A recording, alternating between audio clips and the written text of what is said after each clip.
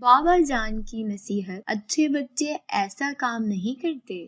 احسن کے امتحانات ختم ہو گئے تھے۔ اس کے ابو اسے اپنے دوست کے گھر لے گئے۔ وہاں احسن نے ان لوگوں کی چیزوں کو چھیڑنا شروع کر دیا تھا۔ محمود انکل، یہ گھر تو بہت خوبصورت ہے، یہ آپ نے کہاں سے لیا ہے؟ احسن نے شیشے کا بنا ہوا چھوٹا سا گھر اٹھانے کے بعد کہا۔ بیٹا، جب میں اٹلی گیا تھا تب میں وہاں سے یہ لے کر آیا تھا، محمود صاحب نے احسن کی بات کا جواب دیتے ہوئے کہا۔ کچھ دیر بعد احسن نے گھر میز پر رکھ دیا اور پھر اس کا دھیان دوسری چیزوں کی جانب چلا گیا۔ یہ گلدان بھی بہت حسین ہے۔ احسن نے شیشے کا گھر میز پر رکھنے کے بعد گلدان اٹھا لیا تھا۔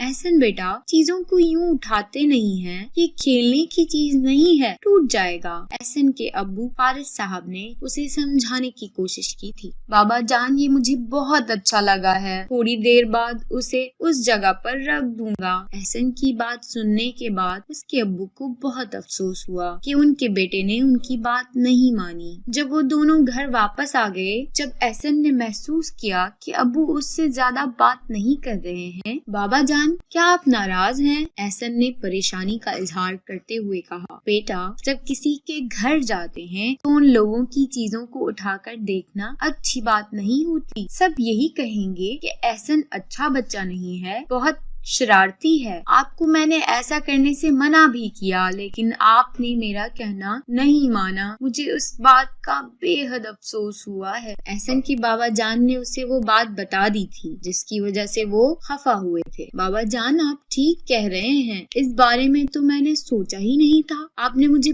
بہت پیاری بات بتائی ہے، پھر کبھی آپ کو شکایت کا موقع نہیں ملے گا۔ احسن نے جو کہا تھا وہ کر کے بھی دکھایا۔ اس کے بعد وہ جب بھی اپنے بابا جان کے ساتھ کسی کے گھر جاتا تو دوسروں کی چیزوں کو بس دور سے ہی دیکھ لیتا تھا۔ پیارے بچوں، اس کہانی سے ہمیں یہ سبق حاصل ہوتا ہے کہ کسی کی چیزوں کو اٹھانا اور پھر کھلونا بنا کر کھیلنا بری بات ہے۔ چیزیں گر کر ٹوٹ سکتی ہیں اور اس طرح کا نقصان بھی ہو سکتا ہے۔ اچھے بچے ایسا کام نہیں کرتے۔